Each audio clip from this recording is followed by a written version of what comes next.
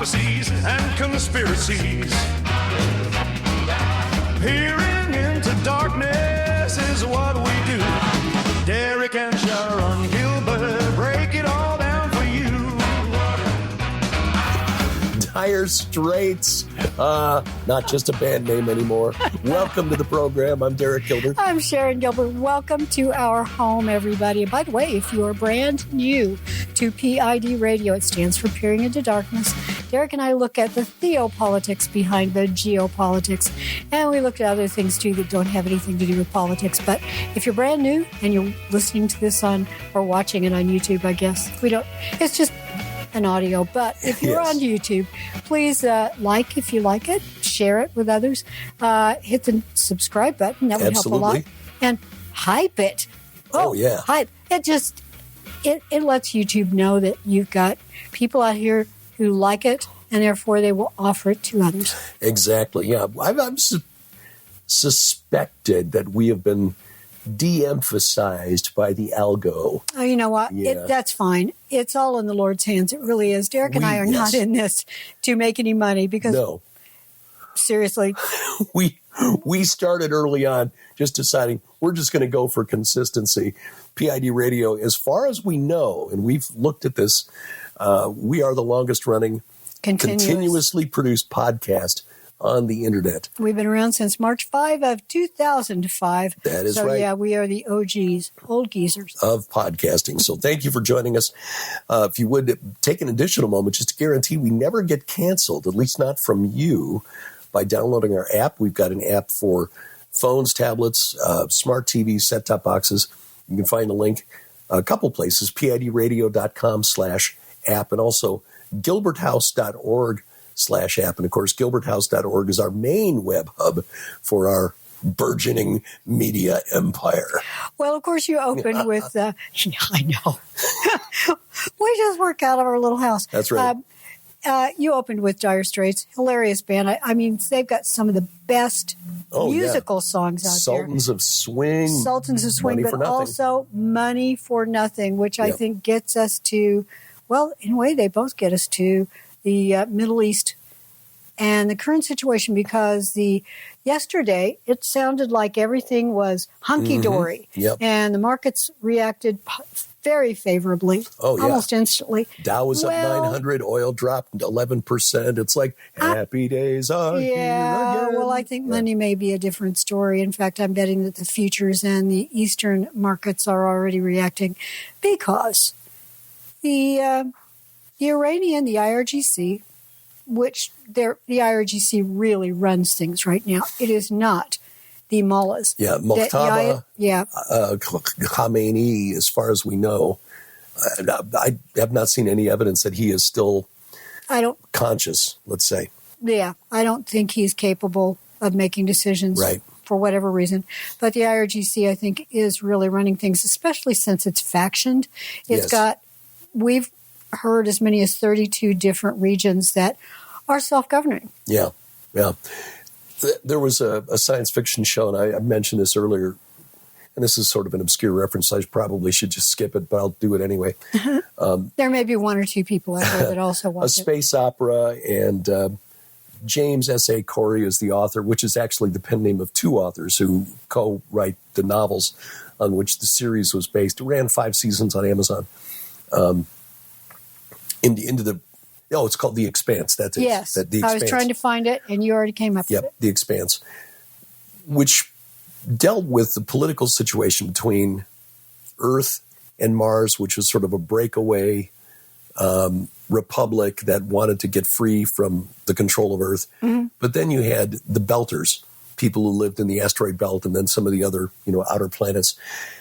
And they felt like they'd been ignored by both Earth and Mars. And so they formed their own political organization called the OPA, the Outer Planets Alliance. However, the OPA was sort of like a collection of street gangs, space gangs. And you could make a deal with one faction, but then there was another faction that would decide to do their own thing and start attacking ship and tried to pit Earth and Mars against each other. And this is all just within the country of Iran. The IRGC they've expanded. like The Expanse. And they have branched out. They have a branch operation in Lebanon, a branch operation in Syria, one in Yemen, and possibly other places. And whoever's sitting on the chair of the seat of power in Tehran doesn't necessarily have the power to tell, say, the Houthis what to do. Right. Or say an IRGC cell in Canada. Or the IRGC regions within southern Iran itself. Yeah. Maybe the ones that are controlling the strait aren't part of the deal. Right. But anyway, the strait is not open right now. They are actually firing on, there was a gunboat that fired, an Iranian gunboat that fired on a tanker trying to go through. So right now, there are, according to OSINT Tech, an account on X that I follow, there are a lot of ships that have turned around. Yeah. It's when things thought that they were open, they the ships suddenly began, making a break. Let's get through the strait while we can, and suddenly they're all turning back around. The Speaker of the Parliament in Iran, Mohammad Bagher Ghalibaf, sends this 6-point response. The President of the United States made 7 claims in 1 hour, which were all false. Number 2, they did not win the war with these lies. They will not get anywhere in negotiations either. Number 3, with the continuation of the blockade, the Strait of Hormuz will not remain open. Number 4, passage through the Strait of Hormuz conducted based on the designated route with Iranian authorization. Number 5, whether the strait is open or closed will be determined by the field, not by social media. Number 6, media warfare and engineering public opinion are an important part of war, and the Iranian nation is not affected by these tricks. Well, it's because they've shut off the internet, so nobody in Iran can actually see Truth Social. The few that have Starlink are able to get some stuff out. That's why some info's out there. But did you get the 7th one?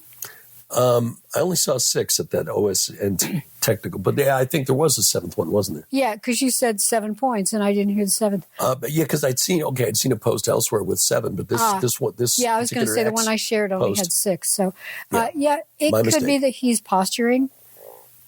Could be, for the people around him and trying to sound tough. But as we've said, regional decisions are being made, so it's not surprising that Iran has sort of backed off, but I personally think that they're just playing for time. Short time that they can get their ducks in a row and retaliate or, frankly, start firing missiles on their neighbors again. But long term is that our midterms could make an entirely Democrat Congress, but eventually the Oval Office will have a different occupant.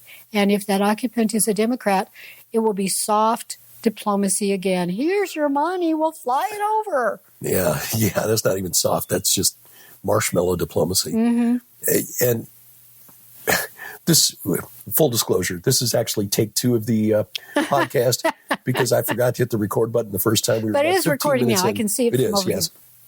And as I said earlier, we yesterday I watched about a 10 or 11 minute video featuring a really respected historian, Victor David Hansen, who does some brilliant analysis because he brings the perspective of a credentialed historian to his political analysis. And you basically said exactly what he said. They are hoping. Yeah, I like him already. In 2028, they will get Kamala Harris or Gavin Newsom or Pete Buttigieg. Or somebody new that we've not heard of yet. You're right. The way Obama came out of nowhere. Yeah, that could be. Maybe a Josh Shapiro of Pennsylvania. But somebody who comes along and says, gee, we're so sorry. We damaged all your buildings and we destroyed all your stuff. Here, we'll send you a few pallet loads of billion-dollar loads of money. And we'll unfreeze all of the accounts that the other guy froze. We'll lift all the sanctions and we'll give you all the monies. And forgetting the fact, again, that contrary to what many people think because they watch certain prominent conservative social media influencers. Ones with a whole lot more, subscribers than you and I have. that Iran has been killing Americans with impunity Exactly. for 47 years. Killing Americans, killing their own people. In And killing fact, their own people, as right. we're recording this, the husband Yeah. and wife are probably at the gallows. I did a podcast last night I was guest on the Jackson and Jackson podcast. Oh, yeah, I love those guys. Kevin Jackson, his nephew, C.J. Jackson. Kevin was a real blessing to us at the Prophecy Watchers Conference a year ago, December, Yes. right after my surgery. And I could not, I had to carry everything in because obviously you couldn't. And he just said, let me do that. Kevin and his son. And Kevin told me later that he had been waiting specifically to meet us. Which was like, Which is like, what? I mean, how do you even know who we are? Yeah. But apparently, well, yeah, anyway. Anyway. We were talking about Iran last night, and there were live, comments that were coming up on the screen. They use one of those streaming platforms where people can submit questions, and we will have to do that. And I've actually got a way that we can do that now. Which is why you need to hit the notification bell. So if we ever do go live, yes, you'll get that word. But one of the questions that popped up was somebody who said, "Wait, did you just say Iran killed 40,000 of its people?" Mm-hmm. Say, yeah. How did you not know that? Because the corporate media, the legacy media, the mainstream media is not putting that out there. They're not emphasizing that Iran and the regime has been wantonly just, hey, look, you're going to dare protest against us? They've got the Basij, which is the militia groups, sort of serving below the IRGC. And they were on sort of like the motorbikes. black shirts and the SS and then the brown shirts below them.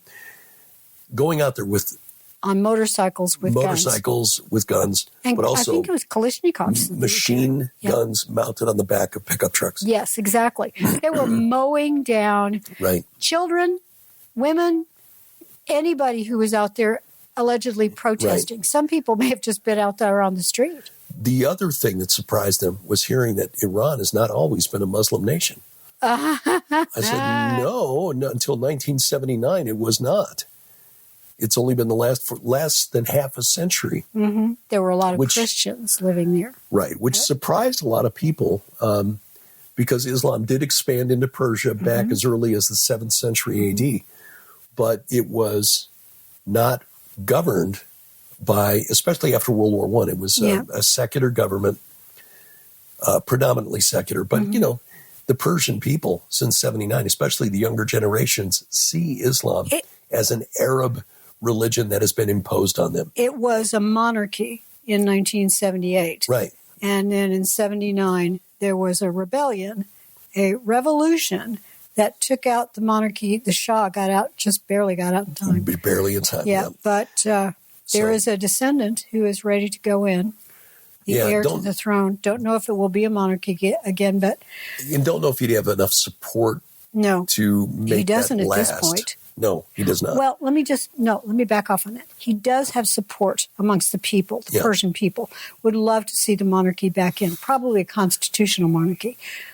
But they do not, the people themselves, do not want this regime to continue. Yeah. They want a return to the pre-79 condition. Mm-hmm. Iran was filled with, it was very open, the way Lebanon used to be, the way Syria used to be. They would like to see that again. Mm-hmm. The question is, how do you make that happen? It's difficult. As with Venezuela. And I know in the first run-through we mentioned Jesus and Enrique Rosas, who is a Venezuelan who is now living abroad. Mm-hmm. Because he's brilliant. His life was in danger under the regimes of Chavez and Maduro. Yeah. As much as he would like to see every remnant of that regime wiped away, the problem is the second in command for Maduro, the woman who's now in charge, whose name is escaping me at the moment. I can't think of it either. Anyway, have to keep the people who've got their hands on the levers of power in place. Otherwise, the country falls into complete and utter chaos. And there are big gangs We're talking about cartels. Yeah. Massive network that goes throughout. Nicaragua. Exactly. And they, in many cases, tell the government what they can and cannot do. Yeah. Well, the reason things are working there as they are to this point, and I just saw this week that Chevron, which is a big company that had a lot of investment in Venezuela prior to the nationalization of the oil companies in Venezuela, going back in and putting big investment back in Venezuela. They feel confident enough now that they can go back and do this, is because the United States is saying, here's the way this is going to be. It is in your best interest, your personal best interest, to make sure this goes this way. So that is probably what's going to happen in Iran, whether it's the president Pezeshkian, who is still around, or whoever else. It may not be the regime changes, but it may be that the regime that remains understands that it's in their own personal best interests to do things the way, in a way that is, say, friendlier to its neighbors. Let me also just take a bit of a left turn, but it is connected. Pope Francis, the late Pope Francis, a Jesuit who spent a lot of time in Central America and South America. In fact, I think he was born in South America, but he was part of a movement down there that had a belief system that, and this is typical Jesuit mindset. You are highly educated. You often have to have at least one degree in some sort of science. But very leftist politics, and that is socialism on steroids.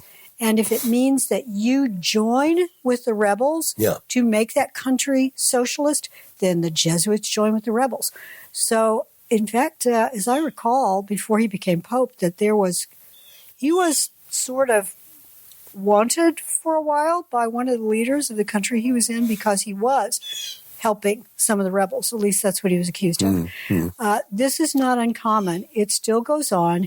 And when Francis was in power, he was moving things to the left in the church as a whole. And I don't know how much control the Vatican has over the entire globe because there are some regional disagreements. But Leo, who is from Chicago, remember this for a second, bookmark that, he's from Chicago.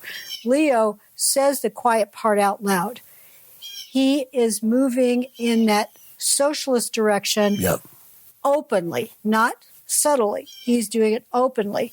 And that is evidenced by the fact that he took that audience that we mentioned last week with David Axelrod, which is the architect. He's the architect of the Obama campaign and the Obama policies.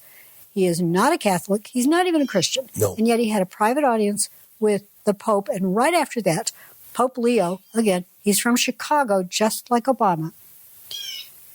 Pope Leo started bad-mouthing Trump to the extreme. Well, you know what he said yesterday? What's that?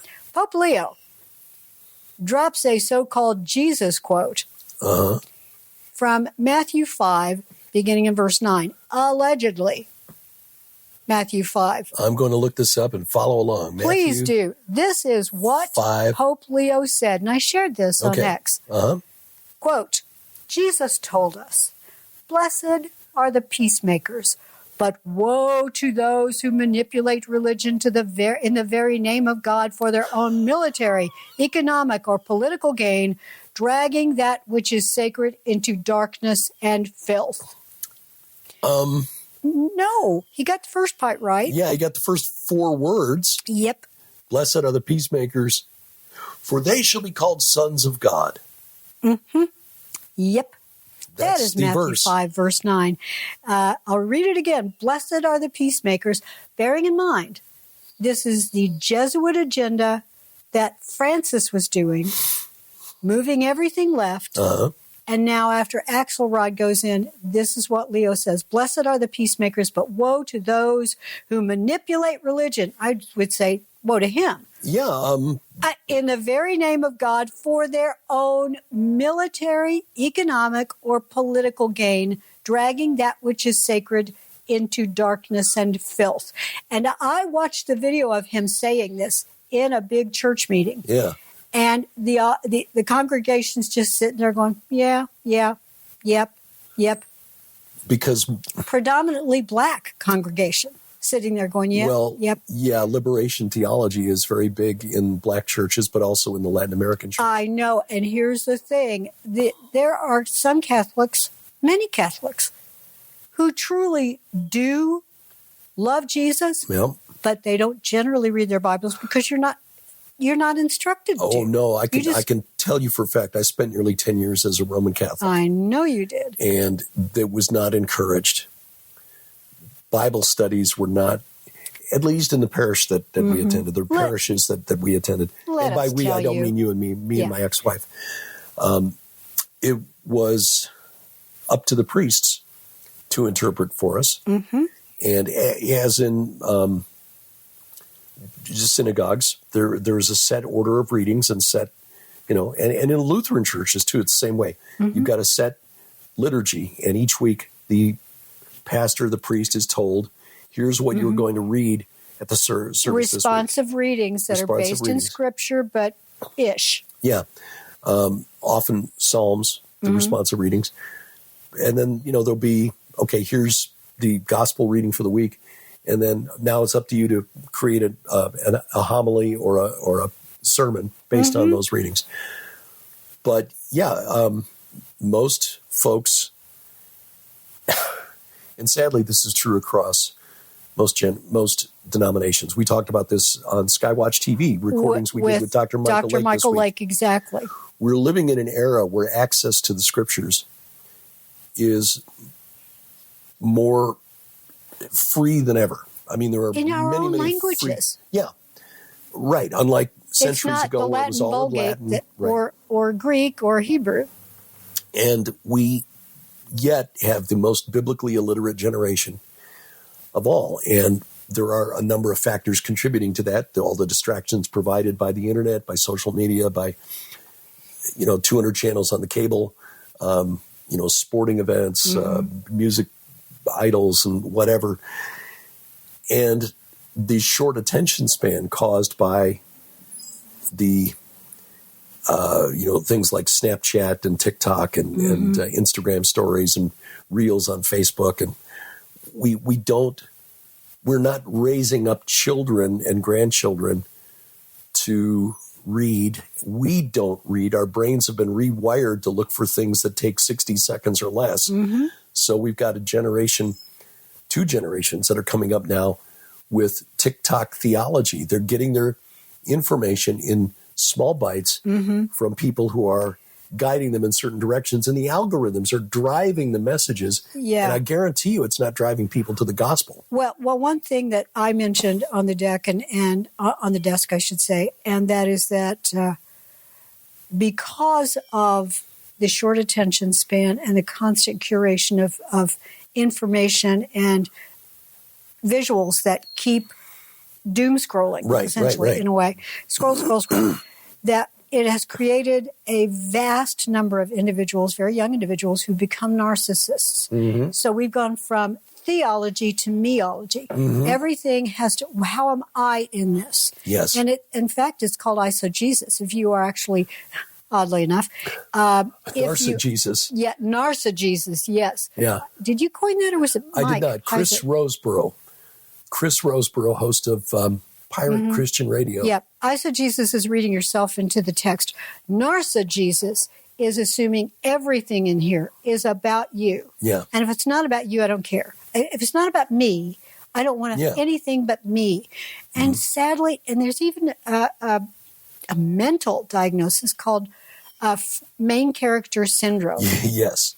I'm the star of the movie that is playing in my head. And everybody else is a non-playing character. Yes. You're just there to support my starring role. Mm-hmm. I'm ready for my close-up, Mr. DeMille. Oh, my gosh, yes. And sadly, it's destroying the hearts and minds of an entire generation. Yes, it is.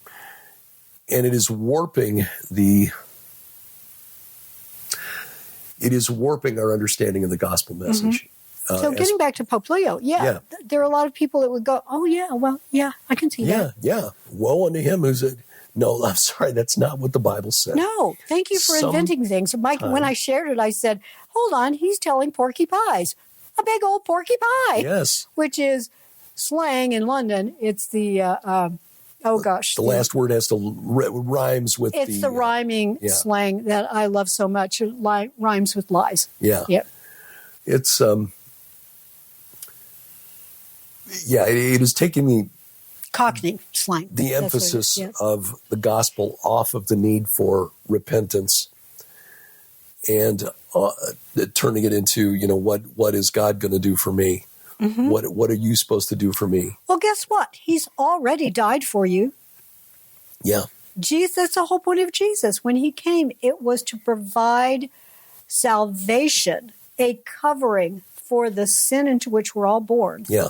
Like it or not, when Adam and Eve sinned and they were kicked out of the garden, everybody born after that is born into that sinning condition. Right. It's just a truth. And when the Lord came, our Creator, God himself, became a man so he could be fully man, fully human, which is, we would think that's impossible, not for God. Right. So fully man, fully human, he died for you on the cross, and he rose again, didn't stay dead. That's the miracle. He didn't stay dead. Right. And if your hermeneutic for understanding the Bible, your method of understanding Scripture is narcissism, then your reaction to the idea that you are a sinner who is destined for, the second death in the book of Revelation. Mm-hmm. Your reaction is typically, well, I'm not so bad. Why? I'm a good person. I'm better than that guy over there. Yeah, well, that's sorry. Not how that works. There is none righteous, no, not one. No, and not yet we're one. raising up generations of narcissists who think they're going to go to heaven and tell God that what he got wrong. Oh, my goodness. Mike Lake even said that. He had talked with somebody, or maybe Joe said it, that when he gets to heaven, he's got words for God. Oh, really? I also have had... Yeah, so it's not uncommon amongst narcissists out there to think that for some reason, again, main character syndrome. And even God plays a supporting role in that movie. Oh, my goodness. Can you... there's a book title in there somewhere. Can you imagine, though, if you read in the Old Testament and the New, anybody who actually encounters even an angel, which is a created being, they are struck almost as being dead. Lost all strength. My knees became like water and I collapsed. I promise you, when you do see the Lord, you will fall to your knees. And look, I'm not angry at these people who have these beliefs. No. Because they sadly have been warped by things that are often outside their control. I mean, we as parents, as grandparents, need to take better control of what our children and grandchildren are consuming. I'm thankful because it would have, I'm sure, led to more battles in our home.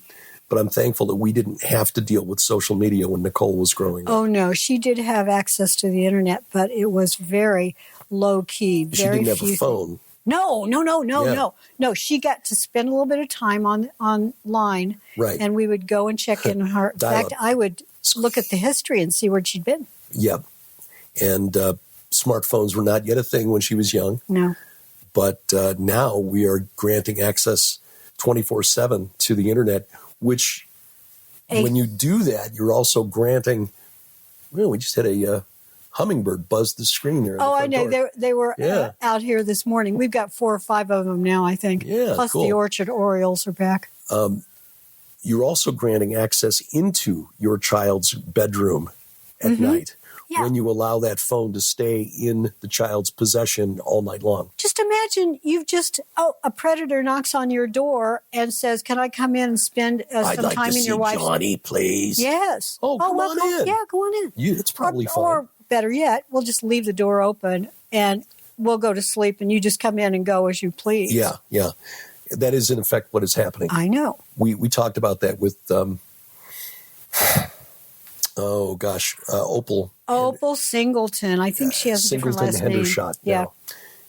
the Million Kids Project, which is so titled because that's the rough number of children who are being trafficked in the United States alone at any given moment.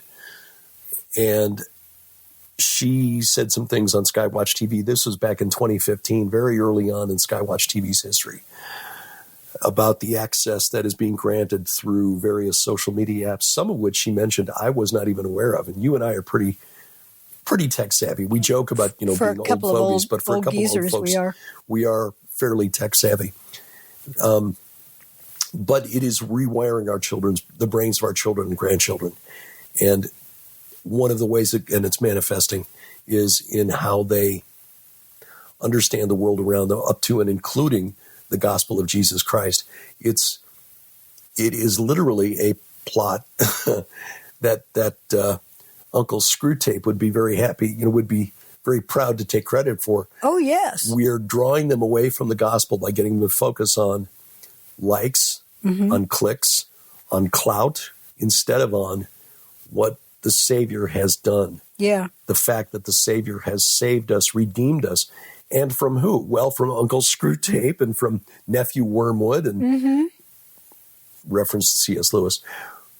But the demonic spirits of the Rephaim, the giants destroyed in the flood of Noah, of the fallen angels who propagated those spirits upon us, and those who still work, you know, Satan and his minions in the world today.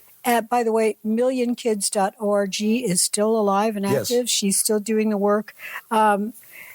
She had said, and many others, if you are a teacher out there, you know that you can really form a child's mind very, very young, beginning in the cradle. And if the other side, the fallen realm, get a hold of your child during those formative years, it's the idea of the scripture that says you train up a child in the way he should go, and when he is old, he will not depart from it, because you have helped to form that heart and soul within him or her. But the fallen realm wants your child. They want your children. They don't like your children. They don't love your children. They hate your children, and they want to warp their minds. And if they can find a way to eliminate them from this earth, they will. You know, I watched a movie about a week and a half ago. I finally got around to watching Nefarious. Oh, yeah. Which is based on the book by Steve Dace, who's a host on the Blaze Network, Glenn Beck's network, called A Nefarious Plot, which is an updating of the Screwtape letters. And I was reading the book. We were on a flight on our way home from somewhere, and I got maybe, you know, a quarter of the way through it. I thought, well, this is just really political, and I just don't see how you can make a movie out of this. Hollywood screenwriters have better imagination than I have. It was well done. It was done in the setting of a prison setting where a prisoner on death row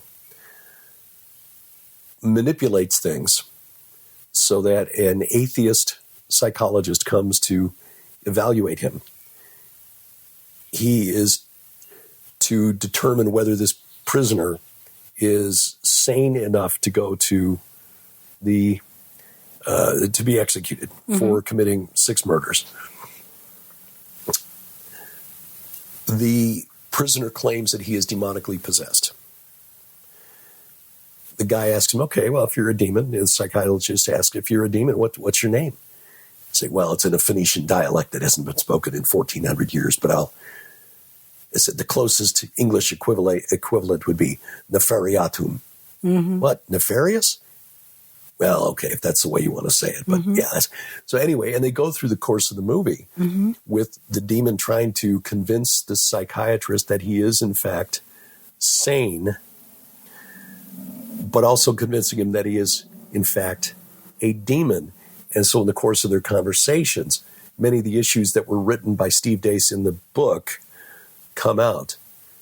No, we're enlightened, the psychologist says. We're enlightened now. We've got women's rights and the freedom to choose it. And the demon just laughs at him and says, you fools, you don't even realize that was us guiding you. You think you're enlightened, but you have rejected what God created for you. Exactly. You have chosen a lie over the truth. And in a really interesting twist, the demon says to him, before this day is over, you will have committed 3 murders. Like Peter denying Christ 3 times. Mm-hmm. It's really well done. But the thing, and the whole story I'm getting to here is this point. The psychologist asks, okay, if you're actually a demon, how is it that you're in possession of this man, Eddie, whatever his name is? He says it begins when you're very young. A series of yeses. Mm-hmm. Age 3, age 4, you see your friend's got a toy truck that you want. And so we just give you a nudge. Mm-hmm. Hey, just take it. If you say yes, then the next time it's a little, hey, your friend said something to hurt your feelings. Mm-hmm. Hit him. And so it's a series of yeses. It's nothing spectacular. It's nothing like a, bolt of lightning. It's nothing like, you touch an object and suddenly, like in the movies, you're suddenly possessed. It's a small series of cascading events. And at any point, you could exercise free will and say, no, that's not right. Mm-hmm. But if mommy and daddy didn't teach you to say, no, that's not right, or you need to ask forgiveness, you need to say you're sorry, mm-hmm. At some point you get to where you can no longer resist. If following Jesus, if you're taught to follow Jesus as a child, you may sometimes take a step off that path, mm-hmm. but he will pull you back on. Mm-hmm. If you, if you become a believer as a child. But if you don't, and you start as a child taking a step off the path, and then another one, you can eventually get so far from the path, you don't even know there is a path. Right. It reminds me of American Werewolf in London, where he and his friend are, they're out, you just backpacking, walking through the moors, and they are told by the locals in a pub, okay, this is how you get there, but stay on the path. Don't leave the path. And they're talking, and they take one step off, they don't realize it, and suddenly where's the path? Yeah.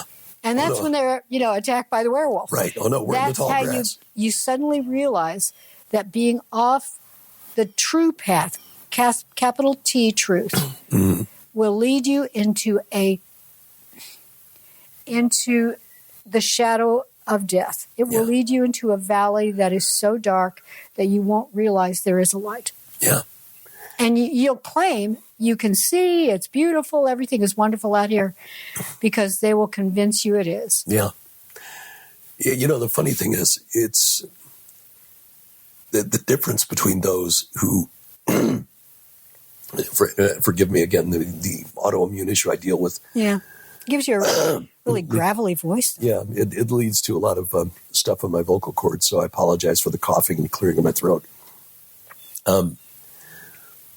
The difference between those who know there's a path and can recognize when they've strayed from it, and as the Apostle John wrote, if we say we have no sin, we deceive ourselves, and the truth is not in us. Mm-hmm. If you can recognize that and say, okay, I was wrong. Forgive me. Whether it's to, obviously to the Lord, but to the person whom you have wronged. That is considerably different from those who are convinced that they're walking in light when in fact their path is very dark. And when you suggest that perhaps, hey, this is not in accordance with what is moral, and they suddenly turn into a rage. There's a big difference there between those reactions, and that's not universal because there are Christians who have tempers that need to be kept under mm-hmm. control, and there's some very nice atheists out there. But I think those who are under the influence of, say, the fallen realm are a little more prone to react in a negative manner. Yeah. When it is suggested that perhaps their behavior needs a course correction. Let me just move to a slightly different topic that truly is connected spiritually. and also the idea of a path. In about a month, beginning on May 25th, the Tawaf, the Hajj, will begin in Saudi Arabia. In fact, I was reminded of this morning because I saw that a whole bunch of airlines have added hundreds and hundreds of flights to get everybody there because it's thought that this will be a really massively attended one. And of course, this is in Saudi Arabia. It is around the Kaaba, which is a huge enclosure, cube-shaped enclosure that has a number of sacred rocks in it, from what I understand. They don't actually get to touch it, but... Allegedly. It's pretty smooth. After all the touching. Yeah, and there has been updating on it because there was a whole lot, all of these big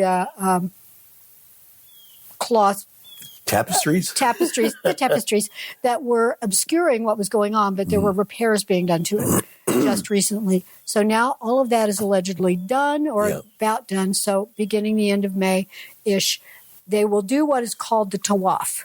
They will circumambulate around it 7 times in a counterclockwise or anti-clockwise direction. This is an old idea spiritually. Yes, so this path of moving in a circle around a sacred object is really old. Yeah, we talked with Dr. Mike Freakman about this when we were at Gilgal Rephaim 3 years ago now. Boy, time has gone quickly. I know. Mike is an archaeologist who did the most recent excavation there at Gilgal Rephaim, and that was back around 2009 through 2012. And he said that those concentric rings of stone around the central core were for circumambulation. And he based that on the research of another Israeli archaeologist, Yossi Garfinkel, who's written a book that I cited in The Gates of Hell about dance in the prehistoric world. Because dancing in the prehistoric world was based on the artwork as near as they can interpret, because, again, prehistoric means before writing.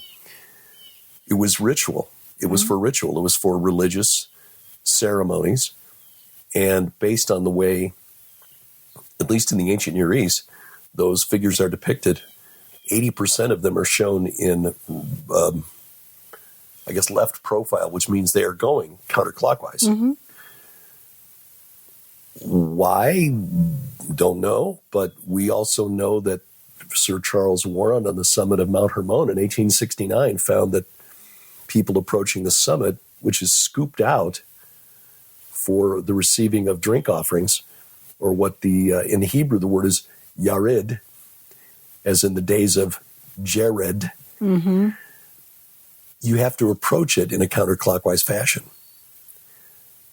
The oldest recorded ritual circumambulation in writing, that is from the ancient city of Ur in southeast Iraq. This during the Akitu festival, which is the New Year's festival for the moon god Sin, or Nana in Sumerian, where they would go out and circumambulate the fields to protect the fields, the crops, against the destructive winds coming off the desert. So this is a very ancient practice, which, when you start connecting it to things like the circumambulation around the walls of Jericho, where God directed Joshua and the Israelites to kind of reverse that ritual, especially since Jericho was also named for the moon god of the Amorites, Yarik, it's amazing. Like, oh, well, isn't that interesting? But that practice, that ritual, continues today among Muslims. And Sir Charles Warren even asked this in his report for the Palestine Exploration Foundation report, the PEF Quarterly. Is it possible that this ritual around the Kaaba, the Tawaf, began on Mount Hermon? Yeah. The Palestine Exploration Fund was allegedly started by the monarchy, by the royal family.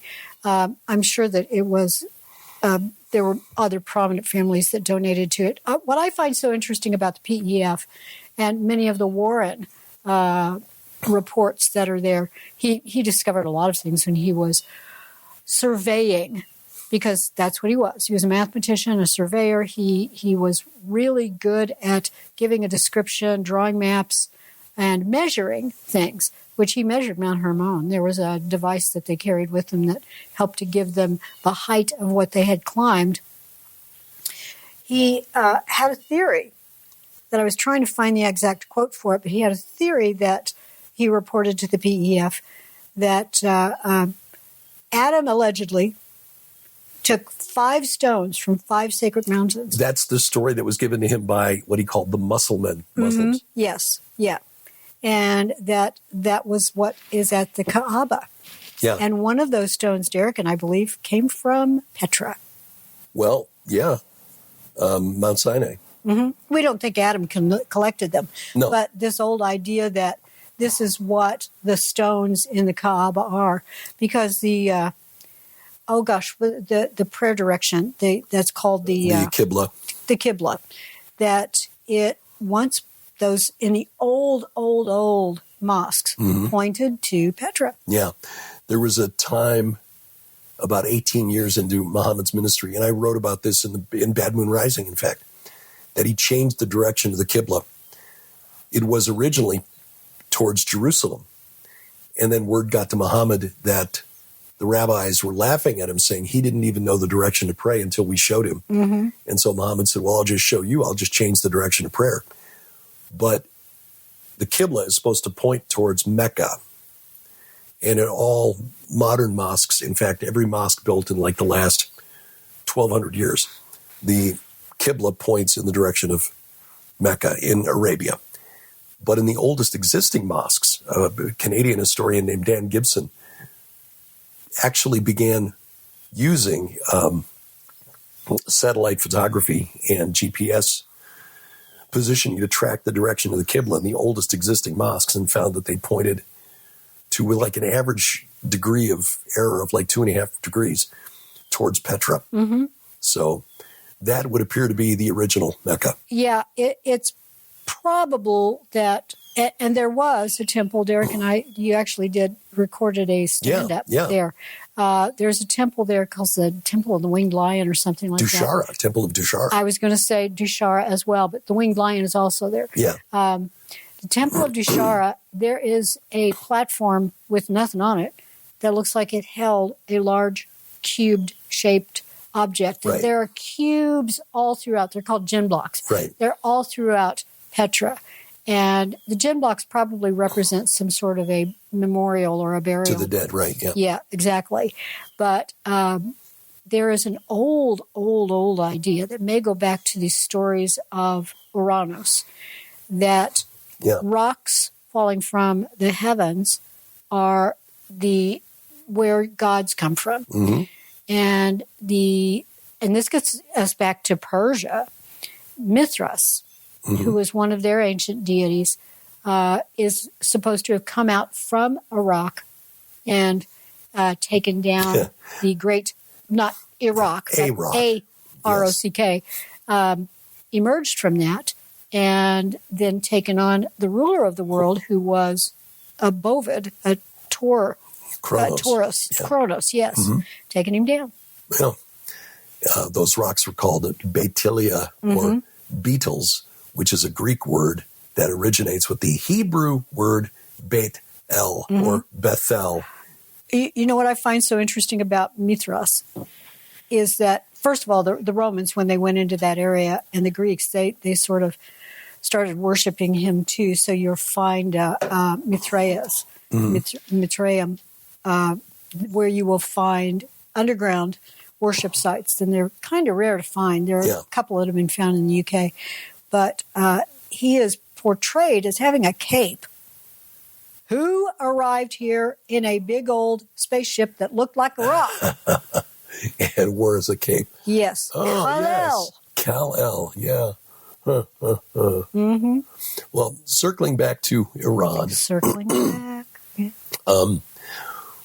Want to point out a couple of things that I think suggest the reasons for Trump's decision on February 28th to go along with Benjamin Netanyahu, who, by the way, he's kind of compelled Netanyahu to agree to a ceasefire in Lebanon, which Netanyahu's not particularly happy about. No. But, just kind of suggests once again that those who say that Netanyahu's leading Trump around by the nose may not know what they're talking about. Anyway, the Strait of Hormuz, pundits have been focusing on this for a long time. Iran can, shut down the world economy because the Strait of Hormuz, 20% of the world's oil has sailed through this strait forever, and Iran has just been waiting for the opportunity to close it off and destroy the world's economy.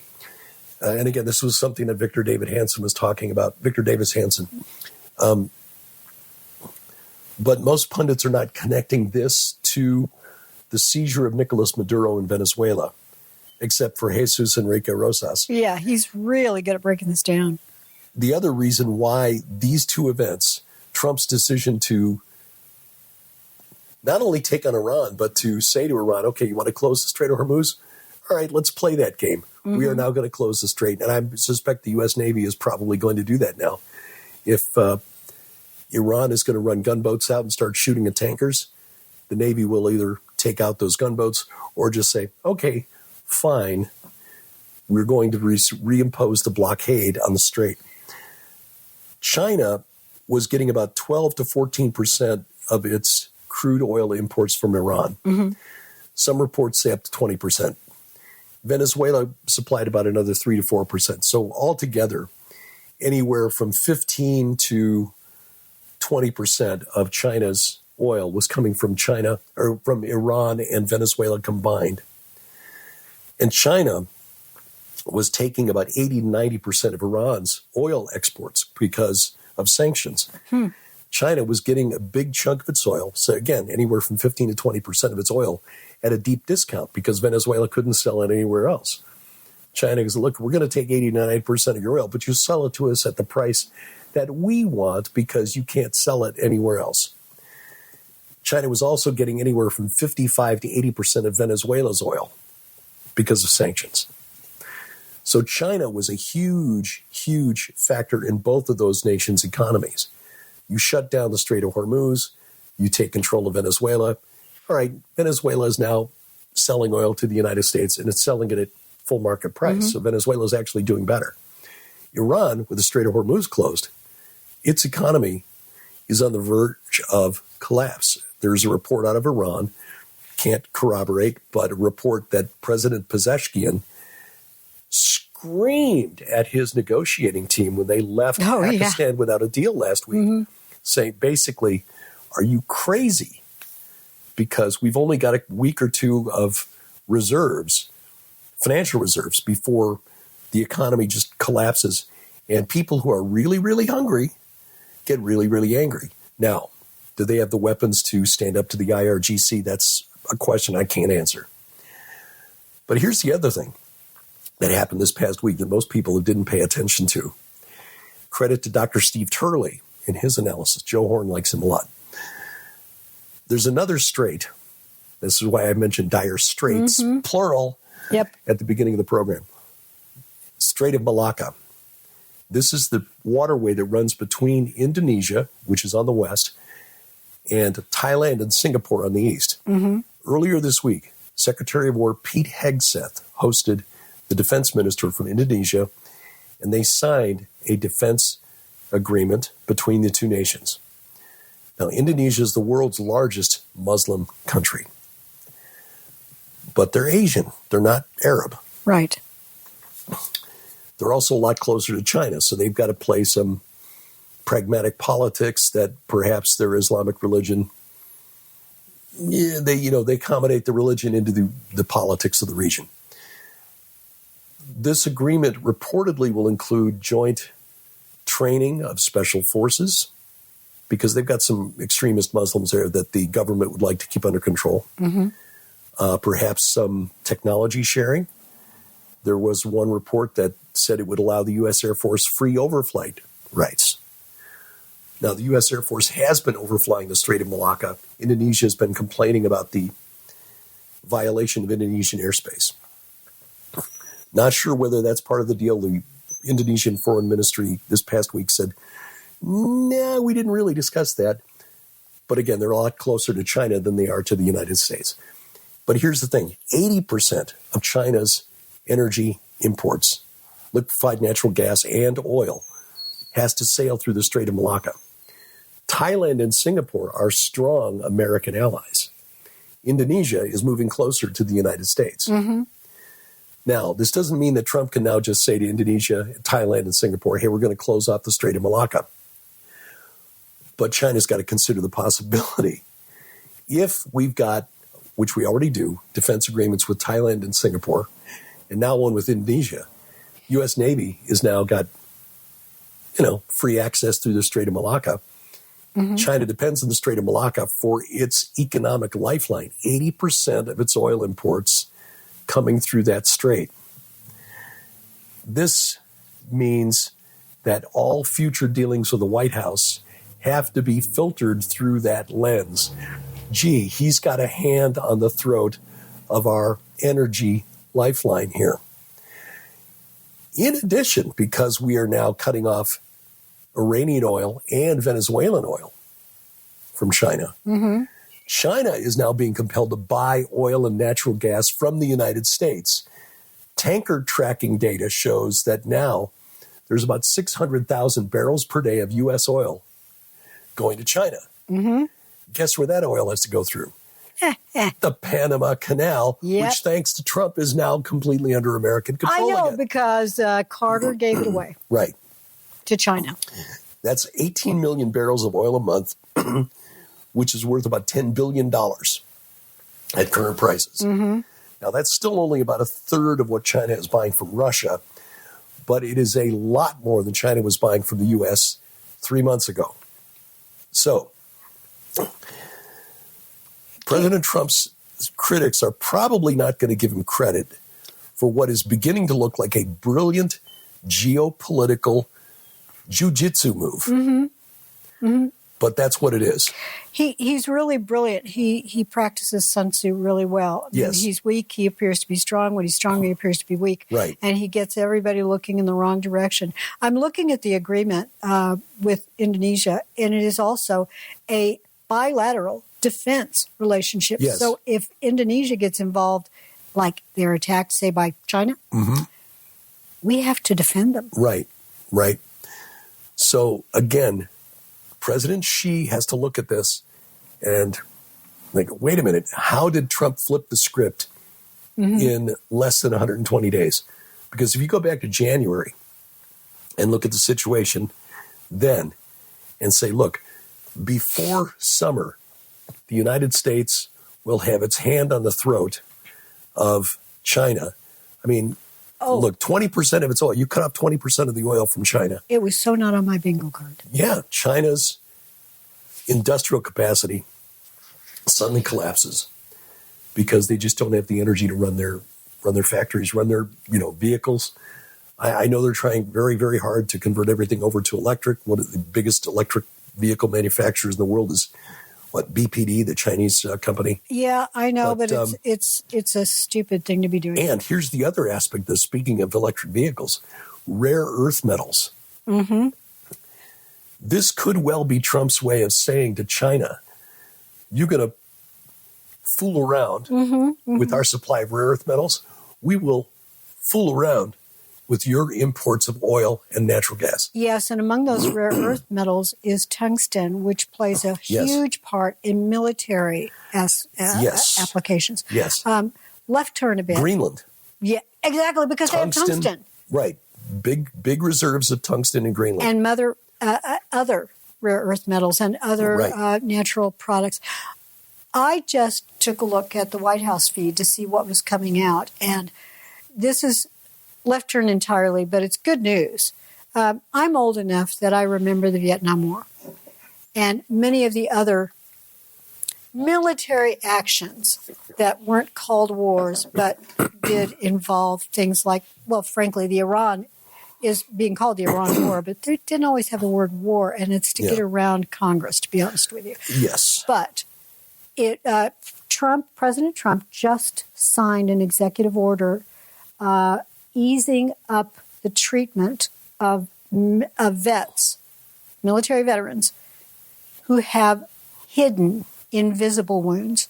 This is a mental aid bill that will help them, because and this is where we get back to Vietnam. Yeah. When a lot of my friends came home, if they came home, because some of them didn't, when they came home, they had visible wounds, but they had a lot of invisible wounds because they saw things that were horrific. My dad told me some of the things he saw. He was in South Pacific, in the war, in World War II, and he saw some horrific things.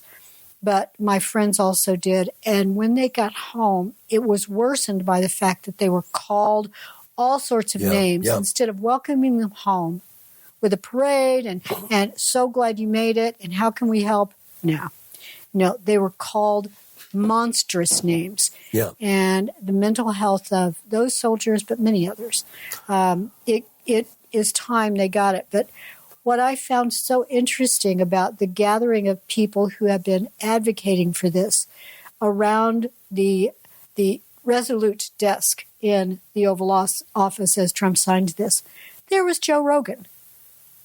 Now, I know that I shared it and I said, hold on, isn't that Joe Rogan? Perhaps he's an advocate for this too. That's why he's there. But Rogan is, and I'll say this because he was in the picture, he's one of those voices, podcasters, who has millions and millions of listens. Oh, yeah. I am not the least bit. Look, Derek and I have a very small audience. You guys are extra special to us. Exactly. Because we just want to reach the people that the Lord wants us to reach. That's it. Yeah. And if that's just one or two of you, then that's fine. That's it. We're not willing to compromise what we say or believe. Yeah. I don't know clicks. if Rogan does, but sometimes it seems like he does. Yeah. And that's just my opinion. But God bless him for using his voice to advocate for this, because I have talked with guys who've come back from Afghanistan. Mm-hmm. I worked for a fellow who came back from Afghanistan. Yeah. His Humvee. Yeah. Humvee was hit by an RPG and flipped, and it, messed up his back. I mean, he could still work. He wasn't disabled or anything, but he said, he said there was no way he wanted to go back. He would not go back. He said he would retire before he went back. And thankfully he was not redeployed. But there are other stories that come out from, and a variety of traumatic ways, not just the things that the guys saw on the battlefield, but things that our so-called allies were doing. Yeah. The guys in Afghanistan who had to put up with the Afghan warlords conducting what was called boy play. Yeah. And it is what your imagination thinks it is. Yes, it is. That's about as much as you can say about that. Right. So it's horrific. Those kind of things will haunt you. And so I'm glad to see this president doing something for our veterans. Exactly. That is really needed. Started Trump RX, which is helping to lower the cost of drugs. There are a lot of things he's doing in healthcare that I absolutely applaud. Speaking of healthcare, I was going to say one other thing real quick. Okay, sorry. That I understand that there are things he's done in recent weeks that have offended some Christians. Mm-hmm. Like on Easter Sunday when he trolled what was left of the Iranian regime. It was ill-advised. Praise be to Allah. Yeah. Okay. He was totally trolling them. He was trolling them. I know we can get caught up in should he have done that? Should not he have? Some of the fact images, is he did it. So just move on. Yeah. The AI images that he put out there that seem to suggest he didn't create those. By the way, he didn't create those, but he shared them. Yep, he did. Again. Would I have done it? No, I would not. No, but we did not elect a pastor in chief or a theologian in chief. Mm-hmm. We elected a chief executive to represent our interest in the natural world, in a world that is where we are surrounded by wolves who want to tear us to pieces. It's the theopolitics behind the geopolitics. Right. These are spirits. Ephesians 6 tells us we're not actually in a battle against human beings. Right. They are being used as shields by the fallen realm, and in many cases, God's own warriors who are here Yes. fighting against the fallen angels. Right. So hallelujah that the Lord takes care of these things in the background, but we are also ourselves. You're born on a battlefield. Right, right. Our job is to try to analyze these things as closely to Scripture as we can understand them. President Trump is dealing in the real world with real world problems, and he's dealing with people on the other side of the world who only understand a certain message, which is overwhelming force. Right. He's speaking that language. It's language that we find offensive as Christians. I understand that. Yep. I don't We agree discount with you. your We find it offensive too, but he's doing a good job as president. look at his policies.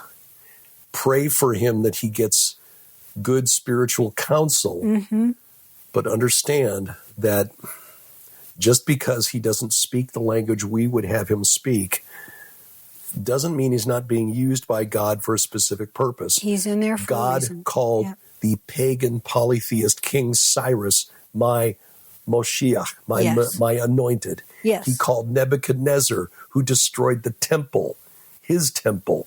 He called him my servant. Yes. So God can use, even Donald Trump.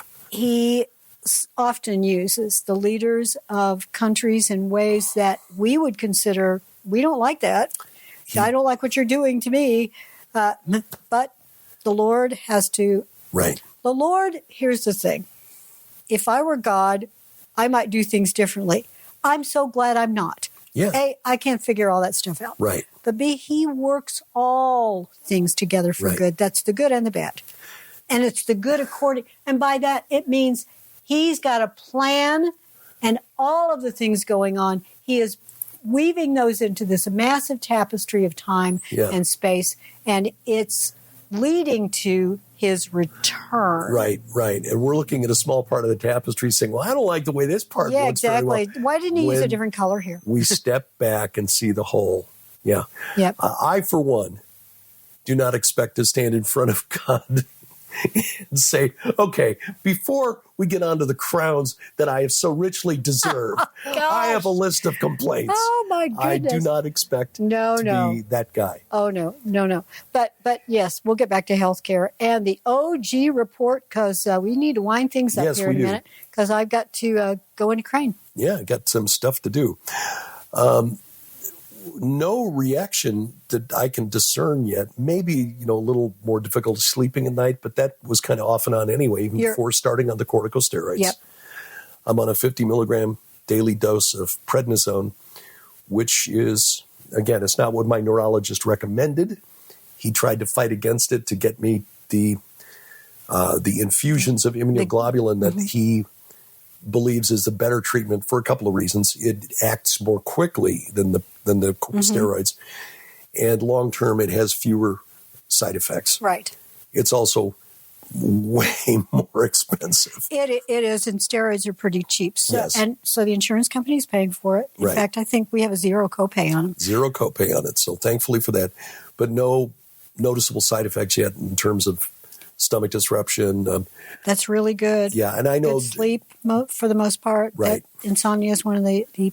So you've reported it to him, and at the end of 2 more weeks, I think, or ish, 10 to 14 days more. Yeah, and under 2 weeks. He now, then will bumped to increase your 70. dosage. Yeah, and by that point, I should begin noticing some difference, some improvement in my condition. This is going to be tried for 3 months because the insurance company said after 3 months, if I'm not showing improvement, then they will reconsider their decision. I bet an AI is making that decision. Could be, yeah. AI neurologist. Yeah. Dr. I. If I do show improvement, well, then that's great. Then we will continue the steroids. They will taper me down by 10 milligrams each renewal until I get to a maintenance dose. Right. But by next January, I'll be on Medicare, and Medicare will approve they do. the infusions. So we will go from there. So that, it's kind of a win-win. Either, if I'm not improved at the end of 3 months, then we move to the infusions. If I am improved, great, I'm improved. And then after 8 months, we go to the infusions. So win-win. I'm happy. And we're moving in a positive direction. Yeah, I'm happy too. My as you know, I have probable Sjogren's, and part of that is having eye issues with your meibomian glands. My right eye. It's the funniest thing. When you and I were on the Skywatch TV show, the recordings, 4 programs with Dr. Michael Light, great programs. Oh yeah, boy, did he bring it! I have to wear a hat because my eyes are light sensitive. They don't like the stage lights, so I will always wear my hat. But I want to have some color because as you get older, you get even more pale. Even when I have a tan, I still look pale. I always put on lipstick and just a little bit of a color on my cheeks, but I can't put any eye makeup on ever. Well, that's all I did. Little color on the cheeks, lipstick. My right eye, which is the worst of the two, has been complaining for the last 3 days because I had the temerity to put a little bit of makeup anywhere close to it. Seriously, I can't even put lotion anywhere close to my eyes because if it starts to migrate towards that lash line, my right eye goes ballistic. So that's just about the worst of my life. Sjogren's, there are a few other things that it attacks, and I've found out that I have osteopenia, which essentially means that I'm sort of a precursor to osteoporosis, which really surprised me because I eat all kinds of calcium and potassium and phosphorus, fruits and vegetables that have phosphorus in it. And I take vitamins regularly. I think probably in my case, I just need more weight-bearing exercise. So I'll start carrying you around. That'll help, weight-bearing. But I've started taking some extra minerals to try to force the calcium. Apparently, it doesn't go into your bones unless you have some vitamin K2. Oh. It's a version of vitamin K that I take K just to make sure I clot. But I now take K2 to force that calcium that I eat every day into my bones. So my doctor said, well, we'll just check it again in 2 years. Well, it's not a freaky thing. So there's the OG report. There's the OG report. Aren't you glad you heard it? I've got an update on the app, the mobile app. Oh. I just thought, okay, the app is looking a little bit stale. You have the same layout for a while. I said it once and just sort of left it. Set it and forget it. And I noticed that Skywatch TV had recently updated its app. It's like, hey, how did they do that? And I found out. Why are they doing cool things? So here is how our app now looks. Ooh. You may want to pull it up on your phone or your tablet. Yeah. Essentially now the top menu item is the most recent content of whatever we've done. So PID Radio or Way Back Wednesday, Throwback Thursday. Throwback Thursday. Right, exactly. Then there's a continue playing row. So if you've got something that you started listening to and maybe didn't finish, you can go back to it. Suggested for you based on content. Recently added, so you can see all the most recently added bits of content. So we've got the Throwback Thursday, the Way Back Wednesday, last week's Gilbert House Fellowship, last week's Flashback Friday. Oh, gosh. Yeah, because we have 21 years of content. We do. So Way Back Wednesday is something just started, and that is drawing from the files of A View from the Bunker. Throwback Thursday, of course, are old PID radio episodes. We did an episode with Dr. Michael Heiser, our first interview with him from 2005 on the Divine Council. Part 2 of that will be coming up this coming Thursday. And then the bottom row then is, below that is the row of series. So if you want to just, go to, whatever, View from the Bunker or PID Radio, or you can tap that. And then there's a row that says speakers. Oh. So if you want to find your favorite speaker, say Judd Burton or L.A. Marzulli or Tom Horn, you can just tap on that, and suddenly every episode with that speaker will pop up on Carl Gallup's. your screen. Yeah, Carl Gallup's is in there. It's basically based on who we've had most frequently. And anyway, yeah, so it's kind of a neat new layout. You know, Now, on Flashback Friday, you could have the best of golly, why can't I think of it? You and Brian and Doug and Iron and Myth. Iron and Myth, yeah. Could do, yeah. You've done enough of them. Should probably just create a separate series for Iron and Myth. We've done 48 episodes now. Number 49 coming up tomorrow night on demons and movies about demons. 7 squared. 7 times 7. But in the top right corner, you still got the little talk bubbles there for the community section and the tabs on the bottom for, say, calendar, which we encourage you to go to because that will tell you what we're planning to study. We do indeed. Bible and events, all of our stuff, events. if you're looking for a website, is at gilberthouse.org, gilberthouse.org. And if you go to /donate, if the Lord lays it upon your heart, and seriously, only if the Lord does. Yeah. Because we know that many of us these days just don't have a whole lot of extra.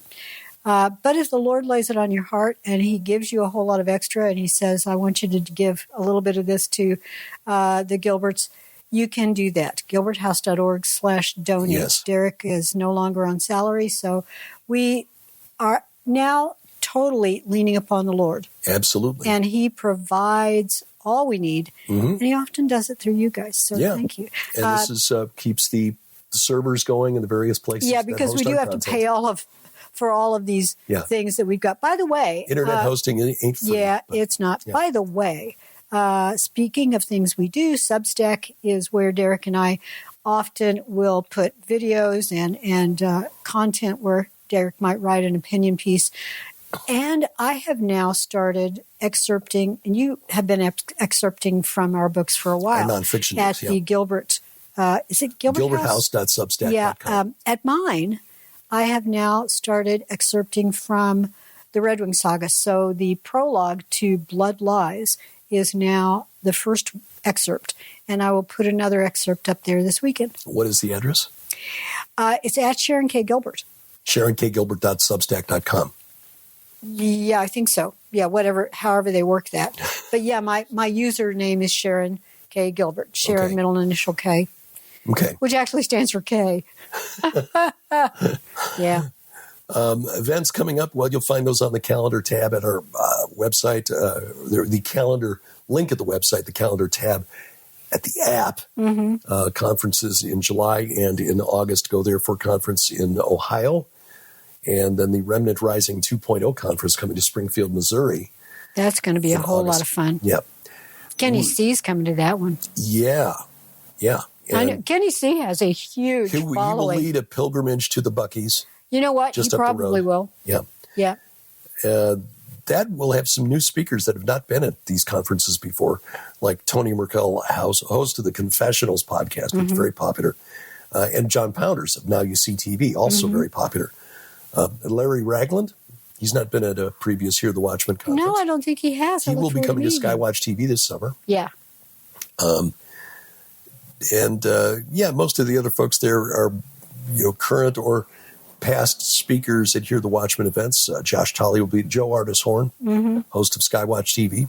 So, and the wonderful couple, Gerard James and Sarah Weiss, who provided the wonderful praise and worship music last year. Good music. And they're coming all the way down from Canada. They're sort of thinking about moving here one day. So pray for them as they make that decision. By moving here. Was that Elvis? It's PID radio. I was listening to. Going by on the cycle, yeah. The Gerard and Sarah are thinking about moving from Canada to the Ozarks. Yeah. So pray for them as they make that decision. Canada getting crazy right now. Yep. And our house, by the way, is for sale. So, if you've always wanted to move to the Ozarks, you want 10 acres and a beautiful area. I'll tell you what, we got lots of Hummers here right now and Orioles and just about every songbird you can name. It's a beautiful place to live. And a 1,200 square foot building besides the house that is that you can usable. turn it into whatever you want. In fact, you could turn it into a barn-dominium if you wanted to. Yeah. You could. You just have to put a septic tank over there. Yeah. That's it. So that's, just look us up in Realtor. You can find it. Anyway. We're there. So let's see. Tomorrow, Gilbert House Fellowship, the Bible study returns, and we will have the discussion tomorrow night with Doug Van Dorn and Brian Godawa. Judd Burton, once again, having connectivity issues. We finally figured out the problem. The app that we use for recording these programs, which is a wonderful tool, got a lot of powerful features with it, does not play well with Samsung tablets, and that's how Judd has been connecting. So Judd upgraded this week to a laptop. Wonderful. Yeah, so that situation should be resolved, because next month we are going to talk about vampires and movies about vampires, which is an area of his particular study. He is our resident monsterologist. The Institute of Biblical Anthropology, he actually teaches courses in historical vampirism and what's the word for wolf men? Lycanthropes. Lycanthropy. Because there are some spiritual forces behind those monster tropes. So anyway, we're looking forward to getting Judd on the program on a regular basis. As somebody once said, I need more Judd Burton. Yeah. He's my cowbell. Yeah, Dr. Cowbell. We refer to him as Dr. Cowbell. So anyway, but tomorrow night, demons and movies about demons. And we did discuss the movie Nefarious in the context of that. So probably the most accurate in terms of depicting possession of any movie I've seen. Yes, and one small announcement. Derek, who spends most of his working day in the big red chair, a recliner that we bought secondhand for like $100. Yeah. Beautiful leather recliner. And it is just your size. Well, you are going to start doing sort of a commentary from the big red chair. Yeah. So that watch for that. They haven't determined how. I don't know if I want to do it 5 days a week. Maybe twice a week. No, it's why I encouraged you to actually resign from your position doing 5 and 10. Yeah, because substituting 5 days of work for some, just resign. You were spending almost all of your waking hours working on 5 and 10. Really gain any time for research and writing. Exactly. But we'll probably be doing something like that. So maybe that's once a week sort of thing. I think it would be great. Yeah. Well, anyway, appreciate your comments, especially if you're watching or listening on YouTube. Just please leave your comments below. And until next time, I'm Derek Gilbert. I'm Sharon Gilbert. We really love all of you. Bye-bye, everybody. PID radio is on the air. Politics, prophecies, and conspiracy. Peering into darkness is what we do. Derek and Sharon.